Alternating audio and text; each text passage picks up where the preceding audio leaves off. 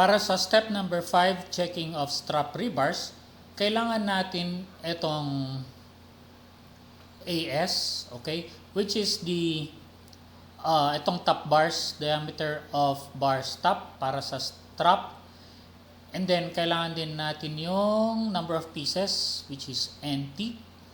And then, kailangan natin yung BW and then effective depth DT para makuha natin yung steel ratio. Yung BW, yan yung beam width, nung strap, which we will be designing as singly reinforced beam. Tapos, itong DT, yung effective depth ng top bars, wherein DT is equal to the height of the strap minus clear cover minus diameter of stirrups minus diameter of top bars divided by 2.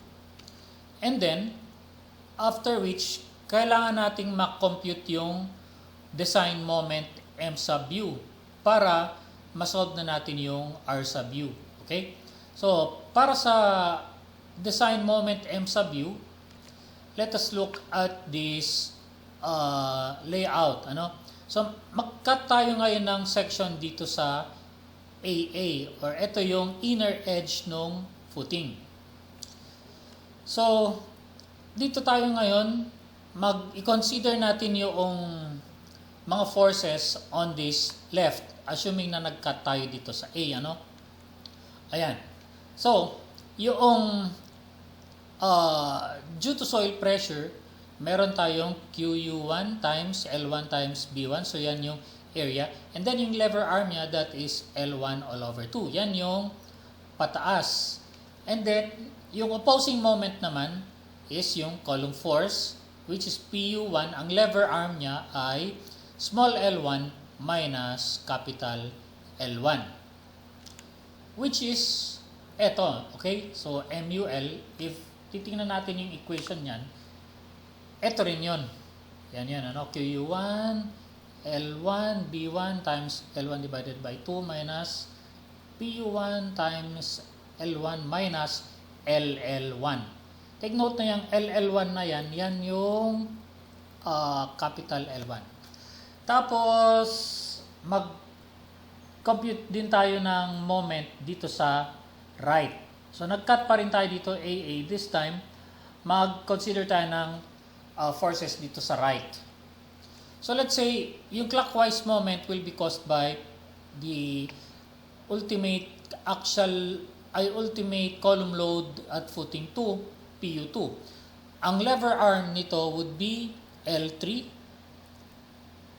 small L3 plus small L2 minus capital L3. Ayan. And then, itong counterclockwise moment will be caused by your soil pressure under your footing 2, which is equal to QU2 times L2B2.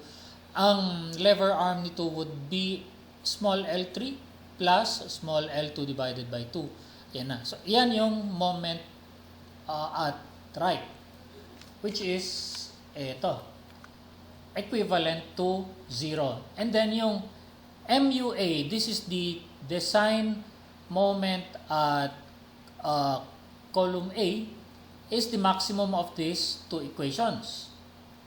Ayan, kunin mo lang yung maximum niyang dalawa. Siyempre, kunin mo yung absolute para yung negative maging positive siya. Okay, and then sa section B, ganun din. So let's say mag-cut tayo ngayon dito along BB. Yan. So meron tayong MU left.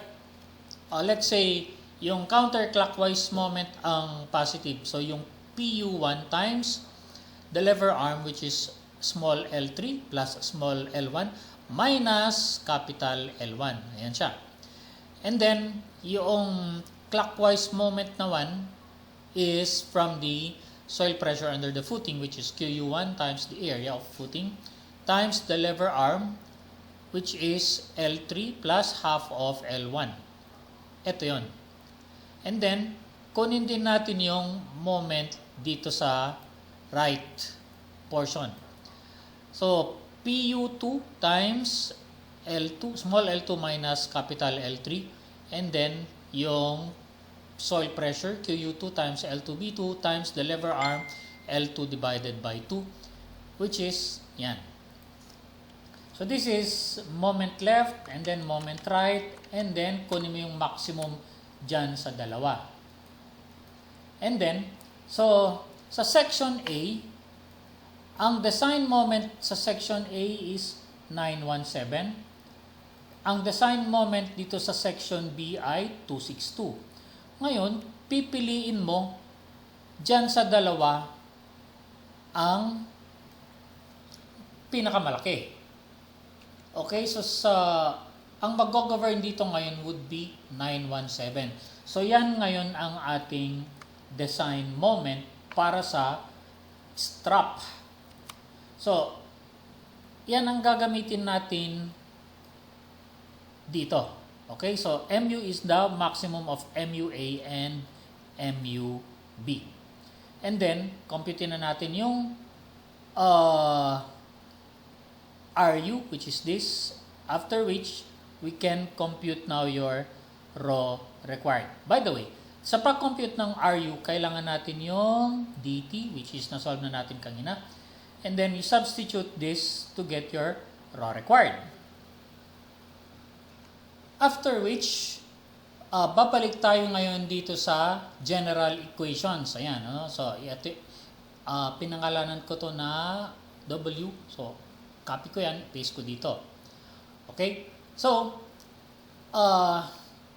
ito na ngayon yung ating MU, RU, and then AS. By the way, ang equation ng AS is ito, NT times pi dBT, ayan, squared all over 4. And then, ito ngayon yung rho required. Okay? So, yung rho required is based on this equation. So, first step is i-compare natin si rho required kay rho minimum. Ngayon, kapag rho required is greater than rho minimum, which is nasatisfy naman yan, then it is okay to use rho required. Kaya, etong rho required natin ngayon, ang ginamit natin dyan is ito. Otherwise, kung hindi na-satisfy ito, magre-recompute ka.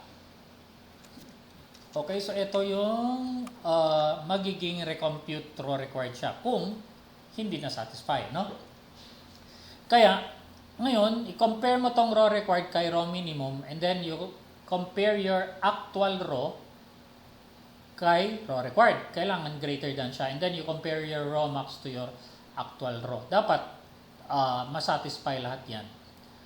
Okay, so that's it for check of strap beam.